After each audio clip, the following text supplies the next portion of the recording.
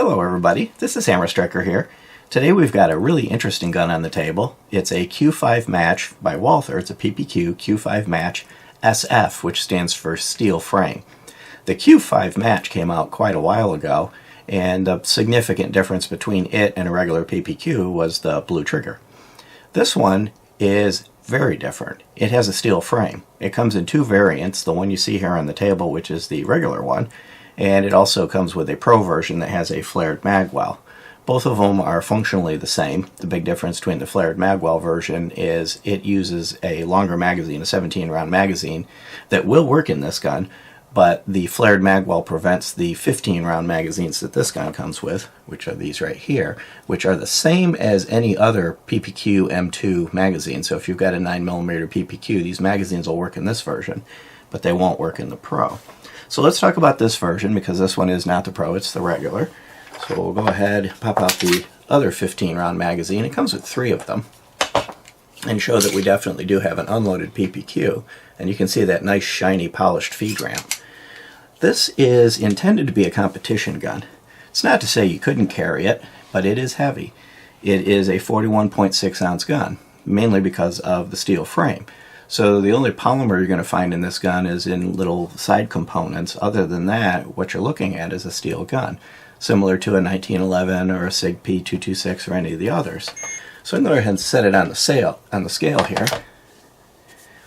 And it comes in with 39.1 ounces with an empty gun. And if you set an empty magazine on there, it comes up to 42.0 ounces. So again, it's not a light gun, and it's really not intended to be. The competition guns often are heavier than regular, carry guns or range guns, primarily because you want the extra weight to control recoil and flip. Not that there's a whole lot of recoil with 9mm, but when you're talking that hundredths of a second split times can make the difference whether you're first place or 8th place, that little extra bit of advantage helps. It has a 5-slot Picatinny rail, which you could put lights, lasers, or other things. Sometimes actually used for fighting and aiming and target acquisition, and sometimes it's just to have a little bit more weight up there up front.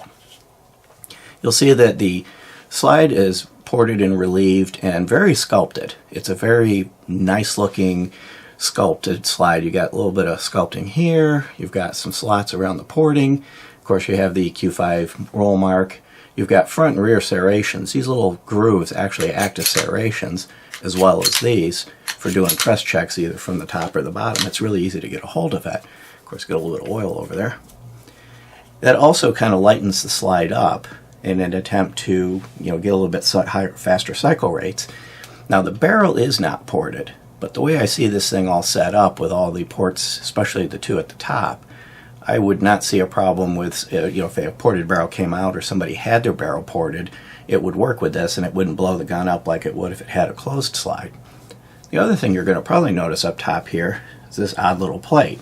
And you've probably gotten used to seeing these, especially on the Glocks, and a lot of the companies are coming out with optics ready. This one is optics ready. Comes with a couple different plates for different style common optics, but you take that plate off and the sight goes with it. And then you mount your Burris or Vortex or whatever it is that you're wanting to put on for an optic. If you don't do that, you'll see that the rear sight is dovetailed. It's also adjustable. Both windage and elevation can be easily replaced with any other sight. The front sight is factory, it's a fiber sight. This sight is what came with it. And similar to the Glock, there's a screw underneath that you can remove the screw and swap the sights out. Normally I don't like these blackout rear sights, but with this particular one I found I had no trouble whatsoever acquiring the sight, seeing it, and pulling some pretty awesome groups with this gun. This is one of those guns that you actually have to try to miss. It just seems like it knows where the target is, it wants to put the bullet there, and you're just there to keep it off the ground. Every once in a while you get a gun like that. This is definitely one of them. Now I did already mention the weight. Let's talk about the dimensions of this gun. It's 8.7 inches long, so it is a long gun. It's 5.4 inches tall, and it's 1.3 inches thick. Now the thickness is roughly the same as any other PPQ, but the overall shape and structure of the grip is different.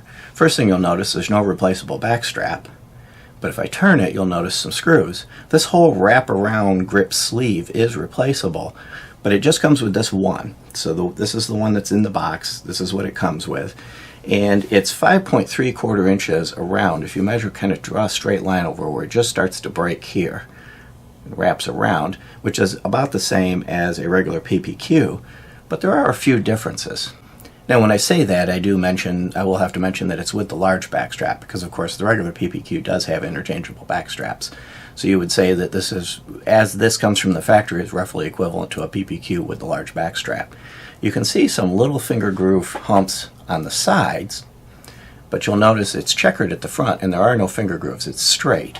In the back, you've got a bit of a swell. Found it very comfortable to use. Now, just for comparison purposes, this is a regular PPQ, which is also unloaded. And if I tilt them up where you can see, you'll notice that the swells on the side are far more distinct on the regular PPQ grip. They're roughly positioned the same and the same quantity of them. They're just definitely more pronounced. And of course the regular PPQ also brings those slight finger grooves to the front of it. The hump at the back is very similar between the two of them. Get my thumb out of the way. You can see the hump at the back is fairly similar. Now, of course, the texture is vastly different. You've got that, multi little squigglies going everywhere on the regular PPQ, and this one you've got a very patternistic set of checkering. What I found is this is very aggressive, but it's not bitey or painful or abrasive. So when you grab a hold of this gun, you feel like you've got it. It's not going anywhere in your hand, but it doesn't abrade your hand. It didn't leave red marks. So it's a very aggressive texture to hold on to, but not uncomfortable. At no point did I think you needed to get out gloves to hold on to this thing comfortably.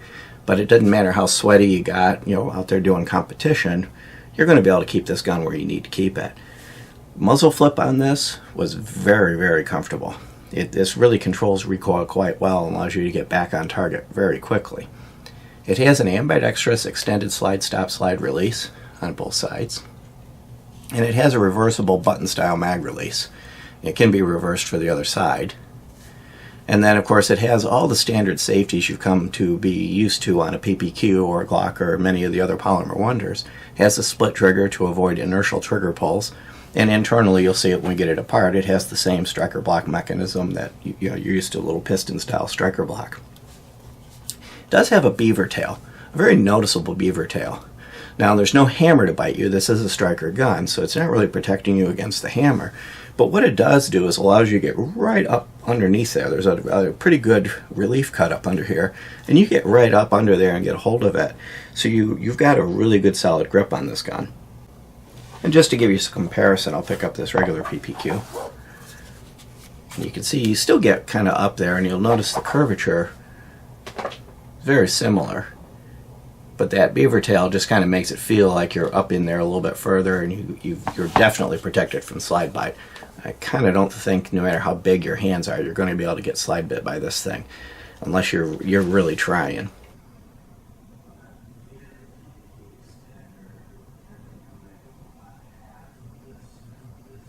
So overall, it's very ergonomic, very comfortable to operate, and just a pleasure to shoot. Now, it's not cheap. The MSRP on this gun is $14.99. The Pro version that is also available is about $150 more. Now you can get this one if you do some really diligent searching and look around. You can get it for $1350 to $1400-ish, which is kind of surprising that you're not seeing right now a market premium. But what you are seeing is almost a total lack of availability. There's one here, there's one there. You just got to keep your eyes open and get your hands on one. It's unlikely that you're just going to waltz into a local gun shop right now and find one sitting there on the shelf. It's possible, but it's not probable. Even though I would imagine that most of your local gun stores can order one for you if they deal with Walthers, so that you can get your hands on one, but it's not as easy as getting your hands on a Glock 17. Now, one of the questions that may come to mind is, I want to carry this thing. Can I get a holster for it? Well, it fits the original PPQ holsters. Even though this is going to be a little heavy for carry, people carry 1911s all the time, so it's not feasible to carry it. What we're finding is that there are a few companies that make holsters, including Walther. They make one called the C1. It's about $100. that's a competition holster, and it's actually certified to be legal within the rule set of the various competition organizations that are out there. Dara is another holster maker that makes one. Now, I haven't tried either of these holsters, I just know they exist. What I do know is at least the particular one we've got, which is an IWI or IMI, depending on which generation you look at. This one's an IMI. They're the same thing, they just changed the manufacturer name. And this is a nice Kydex holster with retention. And you notice how easily the PPQ, the regular PPQ, slides in and comes out. When I try to put the Q5 match in, it kind of hangs up going in, and it goes in about that far and it stops. It's hitting somewhere in there on the internals. I'm not sure exactly what piece it is that's hitting, but basically it doesn't fit. Now, I think you're going to find a problem with most of the Kydex style holsters because they tend to be very form-fit, so it doesn't rattle, flop around in there. And the retention mechanism, because there is a difference in the way the trigger guard is set up.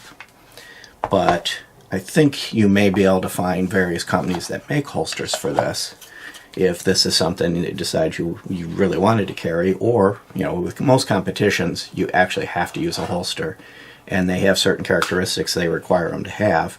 So you're going to be looking around a little bit, to find a holster to actually fit this.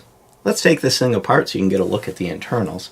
Now, the first thing you're going to notice that's different is you take this apart by locking it back, flipping up this lever. It's by no means difficult, but it's different. The PPQs take apart similar to a Glock. You bring them back a little bit, pull down the little tabs. Like this guy here, you would pull the trigger, bring it back just a little bit, and pull down the tabs, and it slides right off. This is a little different, but as you can see, it's not difficult. There is one part that's a little bit twitchy. So you release it, hold on to it because it's under tension, and bring it into battery, pull the trigger, and then you kind of have to wiggle the trigger to pull it apart. If you don't do that, it may hang up. And if you get it hung up, it's kind of, no matter what you do playing with the trigger, it won't come apart. All you do is bring it back, cycle it, put the striker back into cocked mode, and repeat it again. A little bit twitchy, but what you'll find is once you're used to it, it's not going to be a big deal. It has a single captive wafer-style spring on a stainless steel guide rod, which again, you'll find is often common with the competition guns. A little bit more weight up front. And here's the barrel, which is a 5-inch long barrel. It does have polygonal rifling. Go ahead and put my light tube in here. You can see that, kind of that little bit of a hill pattern as opposed to distinct cut edges. That's typical of polygonal rifling. It's a 1 in 10 twist, and while I've got it here, you can see that very, very polished feed ramp. This has got all the potential to be a very, very reliable gun. During the initial mags that we shot through it, we put a few hundred rounds through it. We had one stovepipe, and we were just shooting cheap range ammo through it. My suspicion is we had a weak round because it didn't do any other malfunction other than that single stovepipe, probably, first 100 rounds or so. I have every reason to believe this thing is going to be just as reliable as any other PPQ, which, in competition, reliability of the gun is important, just like it is in anything else. If you're doing a competition and the gun malfunctions, you lose that stage in many cases. Now here's the rest of it. This striker hook is very similar to a regular PPQ, and then right there is the piston for the drop safety. So as I'd mentioned, this is a drop safe weapon, which that's important no matter what you're doing, whether it's competition, defense, or range day. Bad things do happen, and having a gun that's not going to do something even more bad when it falls is definitely a requirement. When we look into the frame, the trigger's blue, so is the trigger bar. I'm not going to necessarily say the blue is significant, it's just kind of cool. And then you can see the ridge for operating the drop safety mechanism. And then the fire control group itself is fairly similar to a PPQ. It's got a couple blue components in there, which, other than differentiating it, don't have any functional difference. Really solid locking block, and really big, robust, solid rails. You see how long the rails are. There's one at the back, or one on each side at the back and at the front.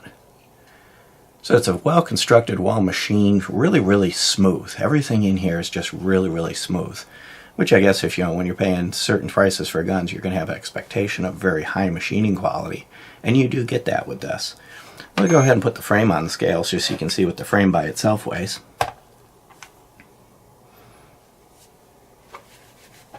hadn't zeroed yet. So let me hit the 0 and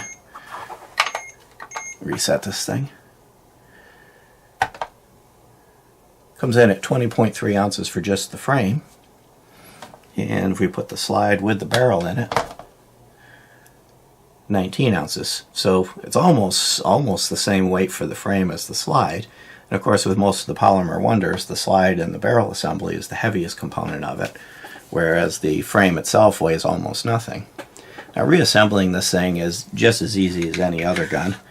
Slide it back onto the guides, lock it back, flick the lever down, and you're back in business. One thing I did notice about this is the slide pull, the weight of pulling the slide, is actually a little bit heavier than a regular PPQ. Not significantly, but that kind of surprised me. A lot of these competition guns, you can take 2 fingers and just kind of do that and slide them back. So this one has heavier springs, but other than that, it functioned flawlessly. So I don't see that as a problem, and it's not heavy enough that you're going to have a problem pulling it back. And it did really cycle quickly. It ejected forcefully. So everything else that you would want it to do, it did it quite well. So we've kind of walked around all different parts of the gun, and we've ignored this big blue thing that sticks out in the middle of it. So let's talk about the trigger on it. Walther rates it at 5.6 ounces. We measured it at 5.4 ounces.